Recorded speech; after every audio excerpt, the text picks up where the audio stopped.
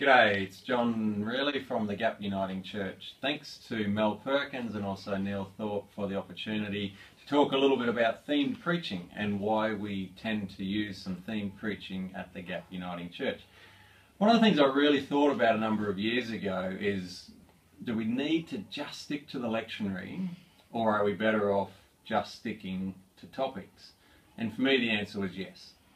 Yes, it's great to have the lectionary, and we do follow the lectionary at the Gap Uniting Church, particularly with the high points of the Christian calendar, so Advent and Lent and Easter and Christmas and Pentecost. We don't want to miss those things. But then also I think there's a real strength in looking at having some themes as well. And one thing I really noticed is that from Pentecost all the way through towards the end of the year to Advent, we have this ordinary time. And I thought, well, how can we make ordinary time anything but ordinary? I also spent time looking through the statistics of attendance over the Gap Uniting Church. And I looked through month by month for a number of years. I noticed a trend that people didn't come to worship as much during winter. So I thought, here's an opportunity to put some real effort and energy and to give people a reason to come to church during those periods of the year. One of the things that's been really pleasing about doing some topic preaching or theme preaching is that people have wanted to engage with the tough subjects and the tough topics.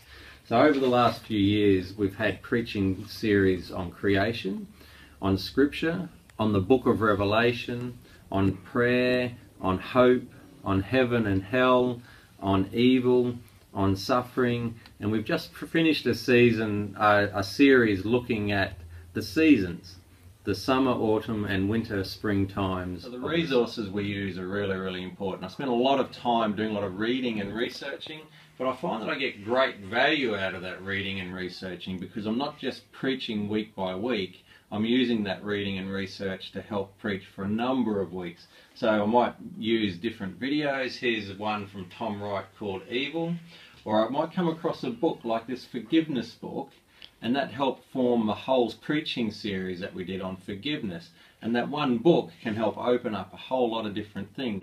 And I find that from a preparation point of view, I'm actually getting more value out of my time reading and researching because I can use that thought and that input over a number. So the last key factor for me in this is promotion. When we're putting these topics together, I've branded them at the Gap months of preaching and teaching, and we promote them. We put together things that people can put on their fridge so they know what preaching series are coming up for the year. We make sure that all the sermons go online, and we track how many people download the sermons online. We also put a real effort into putting up the banners and the visuals that go around helping support that theme and the topic that we're preaching on for the month.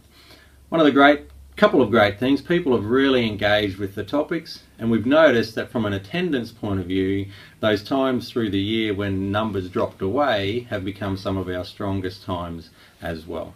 So happy preaching.